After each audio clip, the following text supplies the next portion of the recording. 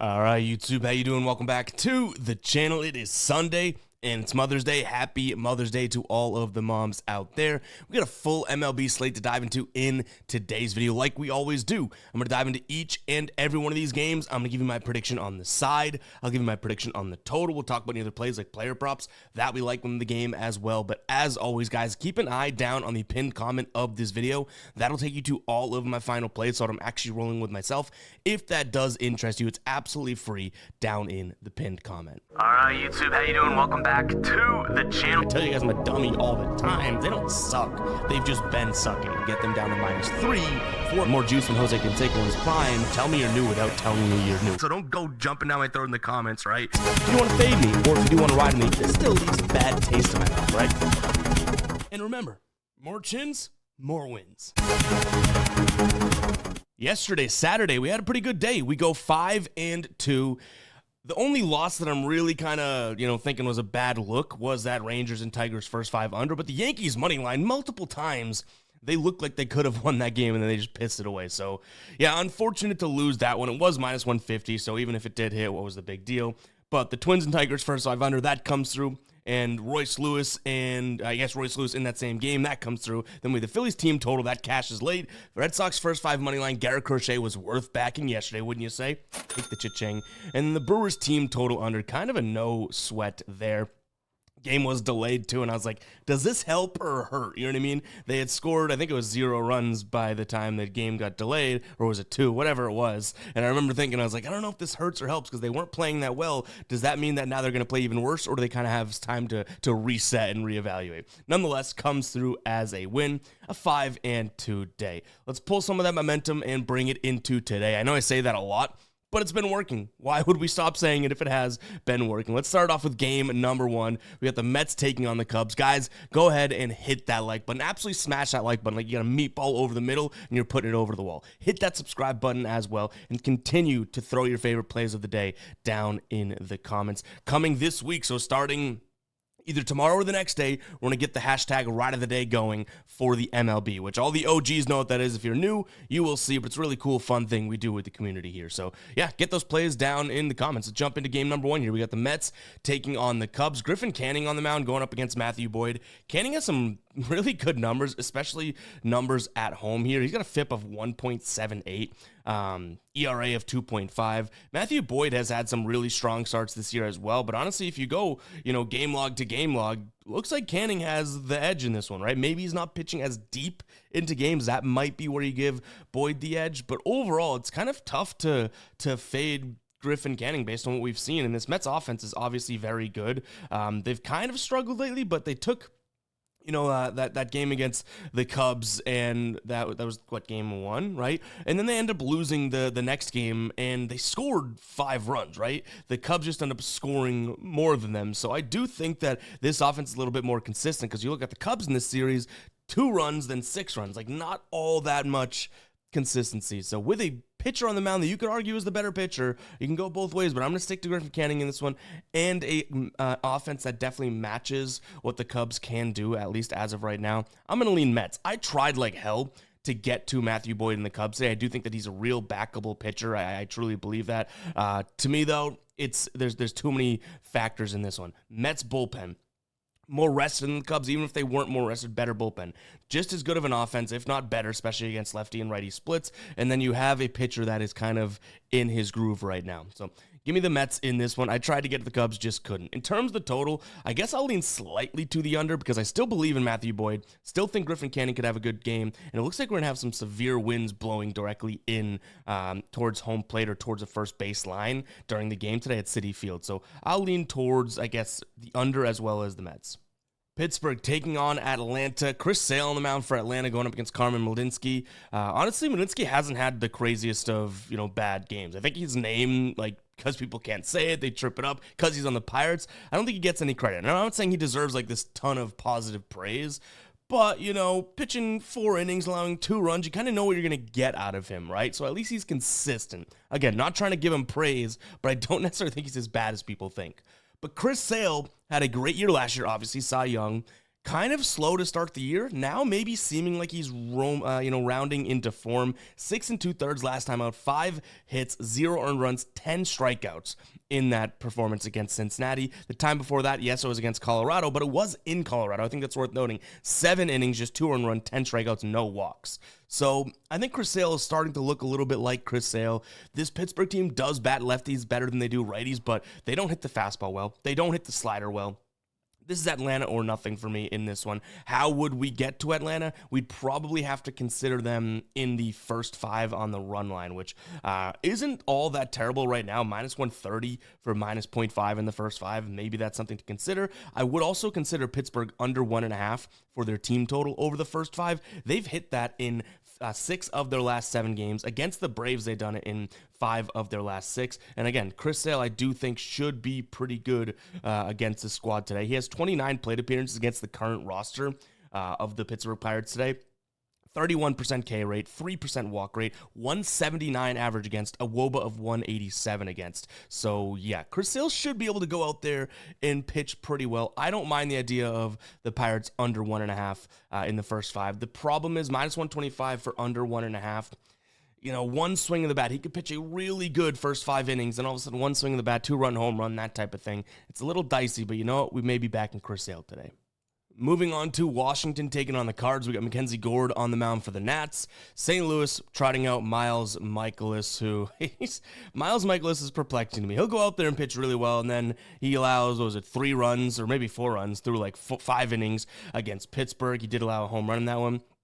He's not going to get many strikeouts, and this is a Washington team that doesn't strike out all that much, so I do think that they actually could put up a respectable number today, but who's to say Mackenzie Gore is definitely going to go out there and absolutely shut out this St. Louis offense that I would give a little bit of credit. Now, we look at yesterday, okay, low-scoring game, but before that, 10-5, okay, 2, 6, 5, 8, you know what I mean? Like, this St. Louis team was scoring, and they figure out how to score runs. So I don't necessarily think Mackenzie Gore is going to shut them up.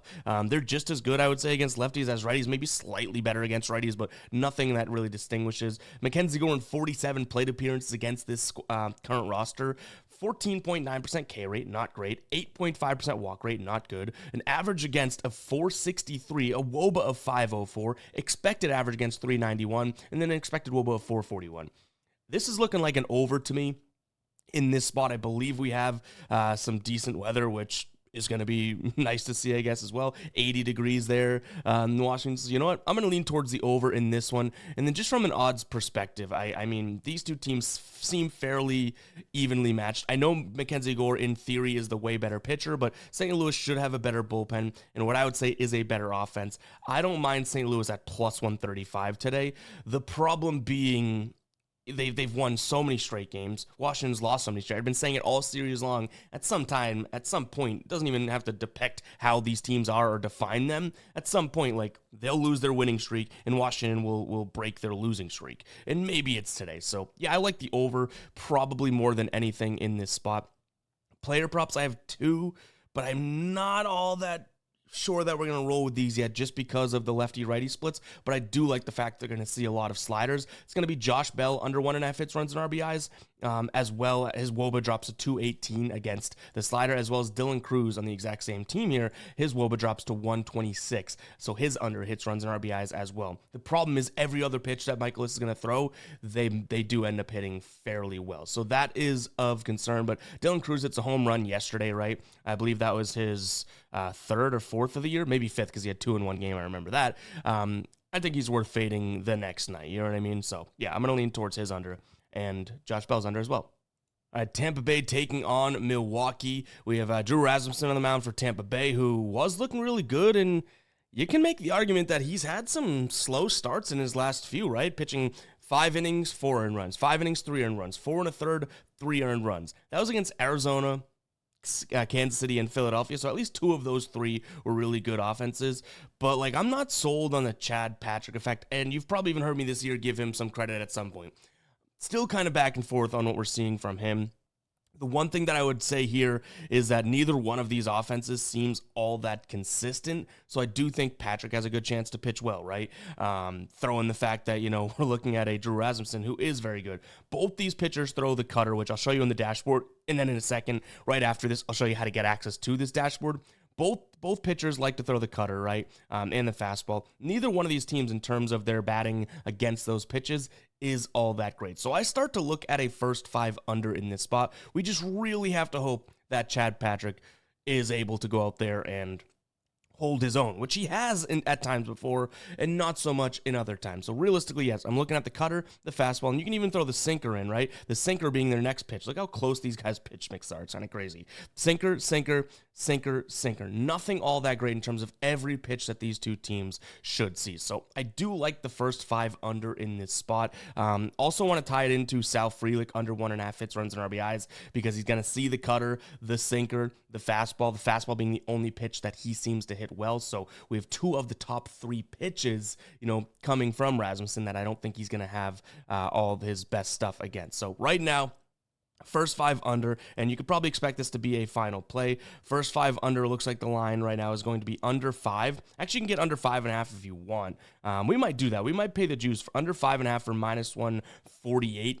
Isn't all that crazy to me. Obviously, it looks like we're going to have decent weather and a decent chance of some wind blowing out to the outfield, but there's still rain in this one, which is kind of what we've seen all series long, and we've seen a couple low-scoring games between them. So even though this wind and the humidity and whatnot seems like there's definitely a chance we're going to get some, run scoring, hasn't really happened in this series thus far. So, yeah, I like the idea of a first 5 under and then Sal Frelick. If I had to pick a side in this one, I would probably say Tampa Bay, just because I do trust the Tampa Bay pitcher Rasmussen over the Milwaukee pitcher in Chad Patrick. So I like the first 5 under, then Sal Frelick, and those both have a good chance of being a final play. Don't know if I'm all that, excited about taking a side in this one. It's probably going to be those first 2 plays I mentioned.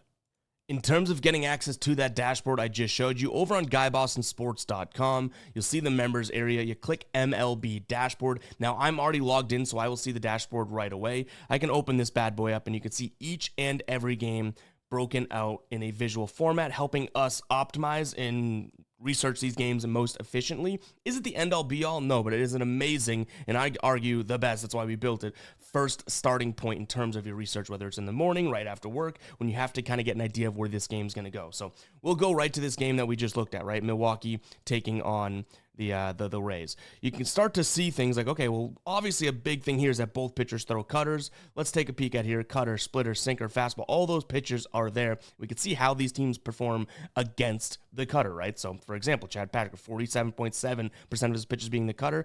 Yeah, Tampa Bay, 4th worst. The cutter and fastball, 2 things we have to focus on. Cutter, fastball, not very good numbers from the Milwaukee side of things. We can even take a peek per player in the projected lineup today. Per pitch, the cutter, nothing looks all that great. So that's kind of how we started to arrive at a first 5 under, especially given the fact that we have a decently high total today, and neither team is hitting all that spectacularly. And even look at Drew Rasmussen. You want to see some good pitching numbers, right? He's at home. He's doing pretty well, 3.09 ERA.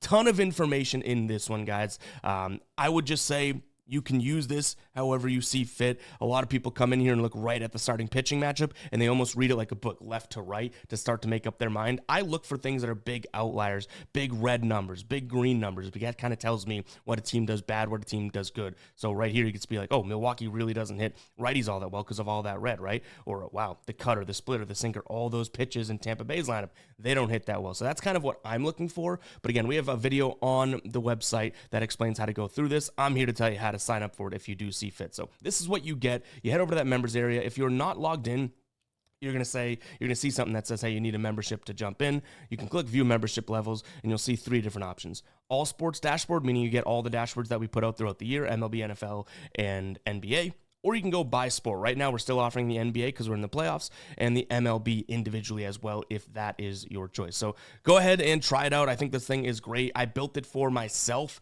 a few years back, and we keep adding to it, but I built it for myself to be able to optimize my process in the morning. And I think that you guys will get the use out of it as well. So go ahead and check it out. Again, that MLB dashboard, less than a Starbucks cup of coffee once per month recurring. So go ahead and check it out, guys. Again, GuyBostonSports.com. All right, Detroit taking on Texas. We have Reese Olson on the bump for Detroit, going up against Nate Eovaldi for Texas. Another spot in which I like the first 5 under. I think that Reese Olson at home this year is definitely respectable. He's been very good, and he's hit 2 of his 3 starts, the first 5 under when at home. Going up against a Texas lineup that really doesn't give me all that much. Like, I don't feel scared looking at that Texas lineup. but they scored 10 runs yesterday, Ev. Okay, before that, they scored 1-0-4, right? Detroit, on the other hand, going up against Eovaldi, that's the reason I don't really fear them. I am starting to believe in this Detroit offense. Took me a little while. And the fact they scored 2 and 3 doesn't tell me that they're a bad offense, but it doesn't tell me that they're firing on all cylinders either, right? And Eovaldi, 78 plate appearances against them, 19.2% K rate, meh, but 5.1% walk weight, meh, but all of a sudden 219 average against you. Love to see that. A launch angle of 10.2 should keep it on the ground. Reese Olson, launch angle in 23 plate appearances, small sample size, launch angle of 3%, and an expected WOBA 244, K rate of 30.4. Should be okay. You look at the pitches he's going to throw. He's going to throw the slider, fastball, change. All that should be pretty good. I worry about the sinker that he throws 31% of the time, his main pitch. This is a Texas team that hits the sinker pretty well, but Reese Olson induces a lot of ground balls, as does Eovaldi. Hope the ball stays on the ground here today, and we see a decent amount of, ground ball outs and that type of stuff. We also have a lot of wind, and it's going to be a little chilly in Detroit at 57 degrees, so I love the idea of a first 5 under. If I had to pick a side, for plus money, you're going to give me Eovaldi. I see no issue with that whatsoever. Do I think they're going to go out there and score 10 runs again? No. That's why I like the first 5 under more than anything. But if I had to pick a side, which obviously I do to some degree, right? I would say that Eovaldi with a plus number next to him, I don't think you can go wrong with that. Even if they lose 1,000,000-2, it's like you still had Eovaldi with a plus number. It wasn't ever going to be a terrible play. You know what I mean? All right, Houston taking on Cincinnati. This one is tough because I'm not going to pretend, and I do hate when, in this industry, when people pretend to know some of these pitchers that maybe not everyone knows. Like, I don't know much about Chase Petty, who is getting called up here from AAA. I know he has the 1 start under his belt, didn't look all that tremendous, right? I think he actually stunk it up against, I forget who he pitched against, but that was really early in the year. But I don't know too much about him other than 1 bad start. So I don't want to act like I know Cincinnati, but I do know Ronel Blanco. He's on the mound for this Houston team, and I don't think that he's going to be all that phenomenal today. I think what I'd look at in this spot is potentially an over.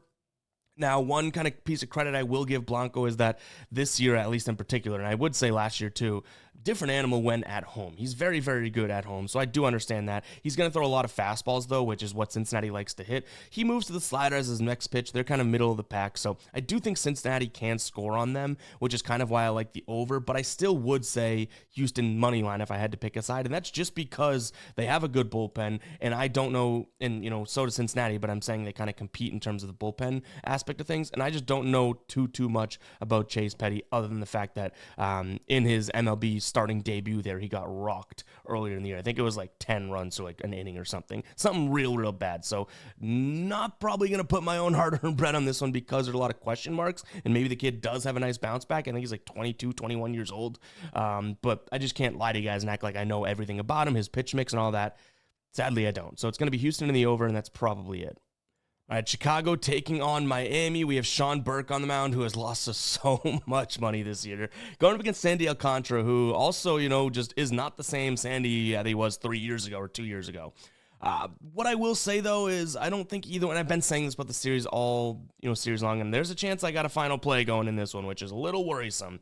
But I don't mind an under first 5. So far in this series, we've seen a 2-1 game and a 1-0 game after 5. Sandy Alcantara on the season, has he looked all that great?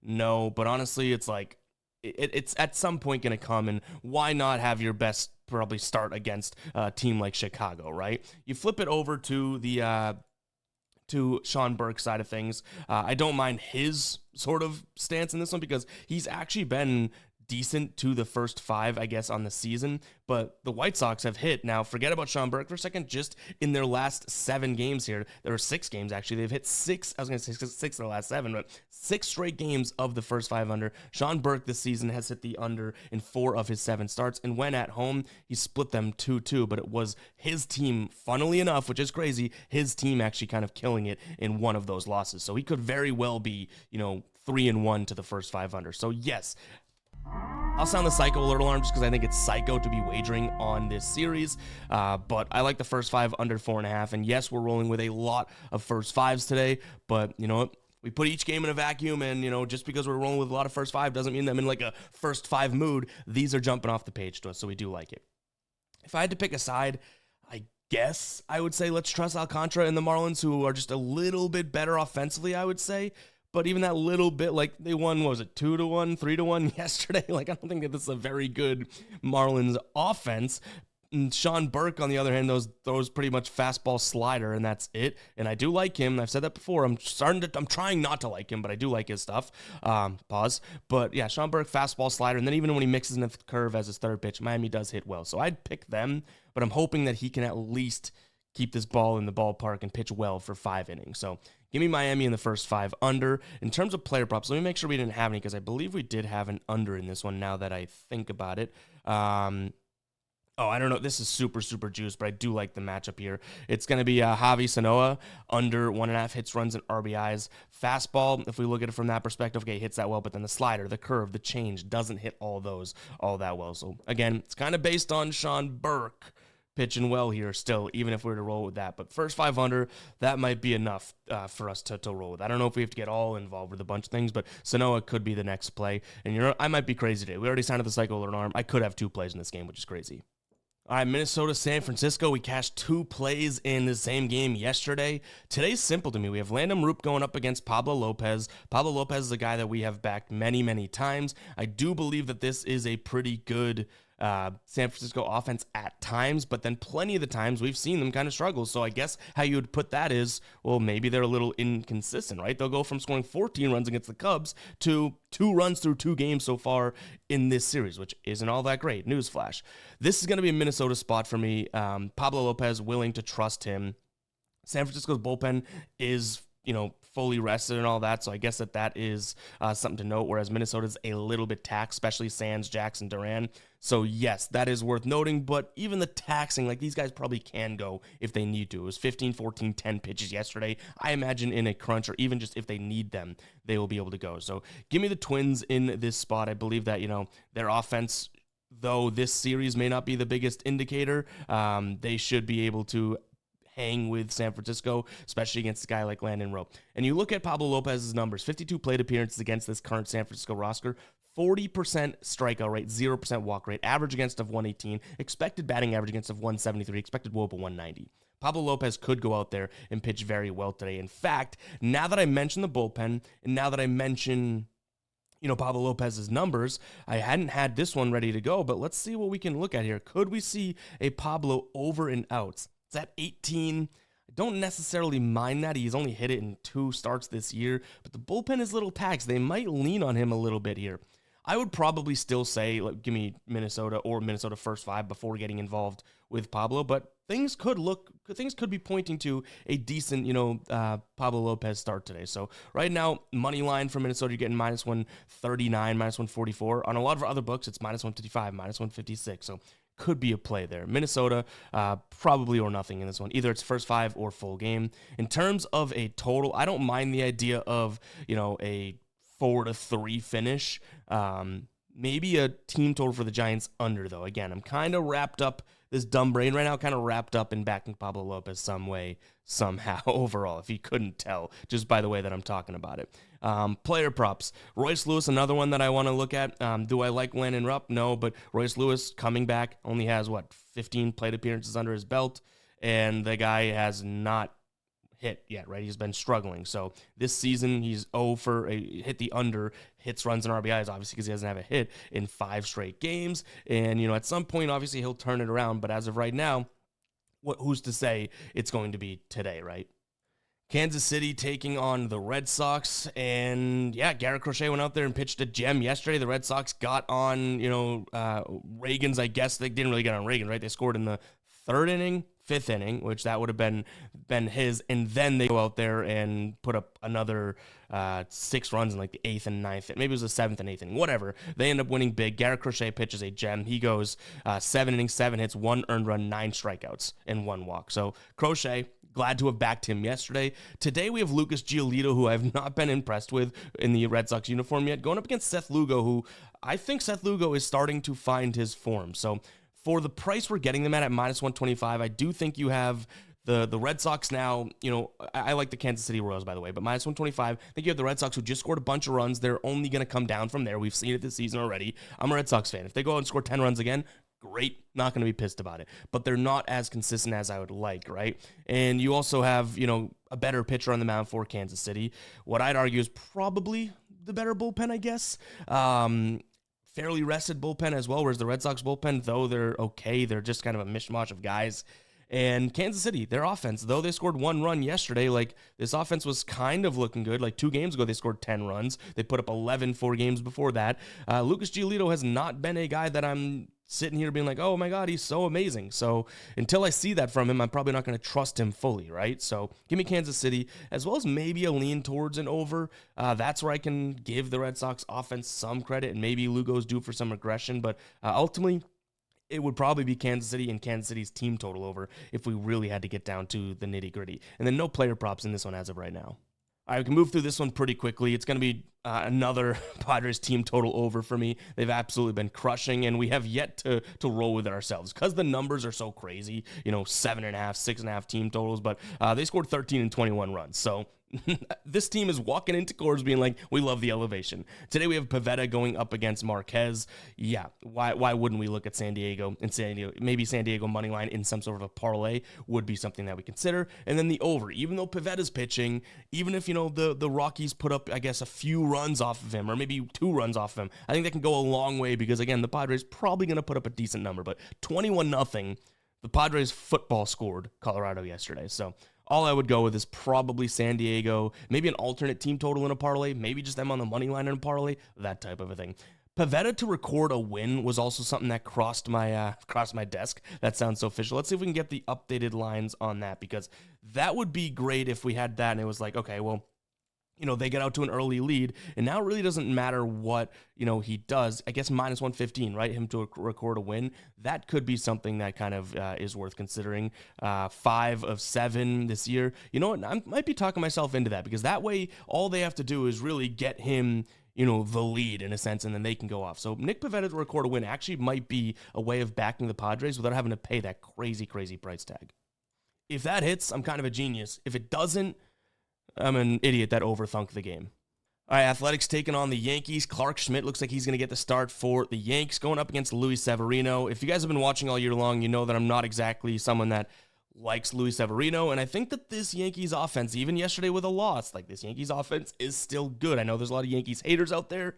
I'm a Red Sox fan, so I'm not a Yankees lover by any means, but I also look at, the fact that they were able to, put up, they have these big innings, which is massive, massive, and yes, their bullpen stinks, and look what happened yesterday. They handed the game back to the A's. 7 runs between the 7th and 8th inning. The Yankees probably should be able to hit Severino. He's going to throw the fastball, the slider. I mean, any pitch you throw at them, they're going to hit pretty well, right? Clark Schmidt, maybe not someone that I'm willing to back in terms of money line or anything like that. So what I would probably consider here is somewhat of a Yankees team total over. I hate the idea of getting it at, 4.5 for such juiced odds, but they've hit it in 4 of their last 6 and in 3 of their last 4. Against the A's, they've been pretty good to this number in their last 4 games against the A's, 10-7, 10-7, dating back to last year. So that's how I would end up playing. Give me the Yankees in the over, but the hybrid approach would be Yankees team total over. Angels taking on the Orioles. So this one's been kind of a weird series so far, right? Like the Orioles clearly the better team, but now they've split. And even when they are the better team, I will still say that. They end up, winning just 4-1 in game 1. And I say just because if the Angels had any sort of like offensive performance, that could be a game. Yesterday, the Angels win 5-2. Now that was Kokonowicz against Gibson. Kyle Gibson, I wouldn't put in the category of good pitcher, but Zach Eflin should, and it's a big should be better than Tyler Anderson today, right? The problem is Tyler Anderson's a lefty, so all of a sudden the gears start turning about what's going to happen with this Baltimore team because they really do not hit lefties all that well. I've wanted to pivot to a first 5 under in this one. That is going to be a lean that I have here, but I'll just be transparent with you like I always am. The way that these pitchers are and the blow-up potential that both of them could have keeps me off of it. And then I still do believe at some damn point the Orioles are going to learn how to hit lefties, or not even learn. They're just going to start hitting lefties. It's like the Dodgers. The Dodgers a month ago couldn't hit lefties, and now they're one of the best teams in the league at hitting lefties and righties like we expected. Not saying the Orioles are on the Dodgers level, but they can't hit lefties is not going to last months and months and months, or at least it shouldn't. So yeah, I'm not going to want to touch that, but all the data says first five under to me in this spot. And all the data would say Baltimore as well. But for a Baltimore team that can't hit lefties, do you really want to pay the minus 140, minus 145 price tag? Not sure. So I think this one is priced out and then kind of like risked out. There's too much risk in terms of taking it first five under in this one, which I know scared money don't make money. We have it on a damn t-shirt, but still, we have a lot of plays that we like today. I'm going to go Baltimore, first five under, Baltimore, money line, and first five under, two different plays. Unfortunately, I don't think either one of them make their way into being a final play, and I'm just letting you know. Now, from a player prop perspective, I believe, let me make sure, we had one in here, which this could be okay, because in terms of, let me find it first before I start explaining it, but in terms of that, actually, let's see where it is. Please hold, let's find this one. All right, we got it. Here is what we're looking at here. Now, Tyler O'Neill, who is obviously a guy that can kind of ruin anything with one swing of the bat, but his under 1.5 bases could be a decent look today. He is projected to be in the lineup, right? If he doesn't, then obviously this gets voided, and it's not that big of a deal, which honestly, sometimes when that happens, it's like, okay, well, it's good. If we place it on FanDuel, he actually will end up, even if he pinch hits, it counts and whatnot, which is good. But ultimately, guess lefties this year, he's batting .091. He's one of the guys on the Baltimore Orioles that definitely can't hit lefties. And Tyler Anderson gets righty bats. Everything drops from ERA, batting average, slugging, extra base hit. We love to see that. And he's going to throw a lot of fastballs, right? Nearly making up 43% of his pitch mix. 299 WOBA for Tyler O'Neill this year. Fastball drops to 139. So, yeah, this could definitely be something that we consider placing overall. If you want plus money, you could look at his under 1.5 hits, runs, and RBIs. Don't mind that either, but I do like the idea of him, maybe potentially going out there and getting, a single or something if need be, but not from a total basis perspective. So, yeah, Tyler O'Neill under 1.5 hits, runs, and RBIs. Again, it would have to come down to if he's in the lineup or not, but shouldn't be all that much of a concern if he doesn't play, because then the play will just get voided. So, yeah, that might be something that we can kind of get behind today. And again, this game is a big might, but I've done crazier before. Arizona taking on the Dodgers. Zach Gallen's on the mound, and that's not a guy I'm willing to fade. But Tony Gonsolin, as I should say different as he might be now compared to when he was, I feel like everyone remembers when Tony Gonsolin, I forget how many years ago that was, when he was just absolutely dominant. Now he has 2 starts under his belt here against Miami and against Miami again, right? So it's like, I don't want to put too much weight into it, but Zach Gallen's been pitching fairly well. His numbers against this LA team are okay as well, but I worry that they've seen him a ton. But the Diamondbacks have seen Gonsolin a lot too, and both those guys have decent numbers still. So this total at 9.5, I see a 5-4 game. I'm going to lean towards the under. That's my way of backing Zach Gallen. My problem with this one is that it was a 3-0 game yesterday. 2 of the best offenses in the league. You don't think that they have just runs bottlenecked and ready to go, log jammed from a bad game yesterday. So I'm gonna lean towards the under, and screw it. I'll take Zach Gallen at home here. I think the Diamondbacks may have a little bit of momentum on their side. Corbin Burns goes out there and pitches a really good game yesterday. Now they get their 1A/1B starter Gallen going. Let's see what you got. So give me Arizona as well as the under. Bryce Miller and the Mariners taking on Jose Urena and the Toronto Blue Jays. Urena has the 1 start with Toronto this year, but did make an appearance, I believe. Did he make an appearance with the Yankees? I could have that wrong, but I also believe I'm right. So, yeah, I don't think he's all that great of a pitcher. So, did I say the Yankees, the Mets? But to me, this is still a spot in which Bryce Miller isn't exactly like firing on all cylinders, but we can say this Seattle offense is looking good. Now, I'm going to take the sample size that we had of the previous week and a half before looking at those 2 games yesterday, because if you guys have been watching all year long, I feel like I say that a lot. If you guys have been watching all year long, you do know that I don't mind the idea of, contrarian to what's happening or kind of reverse play of what the trend has been. Obviously, we'll ride trends at plenty of times, but the fact that Toronto has scored 6-3 and then the next day they win 6-3 as well, it just tells me that Seattle, and this is Gosman, I believe in that, but Bowden Francis pitched in the 7th inning yesterday. At some point, the Seattle offense will kind of come alive, and why wouldn't it be against Jose Urena today, right? Like, nothing really worries me about him. He has 38 plate appearances against the guys on this current roster, 13.2% K rate, 7.9% walk rate, average against a 441. So I like Seattle in this spot. Now, minus 171, I will say, is a little bit too much to be paying, honestly, but we could kind of get behind potential Seattle team total over, right? Because if you want to look at this team, it's like, well, they've kind of had like meh offensive games, and they've still scored 3 runs in both of those. So if we look at them from an over 3.5 perspective for minus 165, maybe that's the move. You know what I'm saying? So I think that could be something that we get behind. But the one concern, and it really is the sole concern, I trusted that big sample size of them being one of the better offenses lately, right? But everybody came into this thinking that they weren't going to be a good offense this year. What if that was more of the anomaly, that one little group of sample size of them being good offense, and now all of a sudden they're just back to what they should or could or would be, you know? So that's a little worrisome. But give me Seattle as well as their team total over, and then no player props as of right now in this one.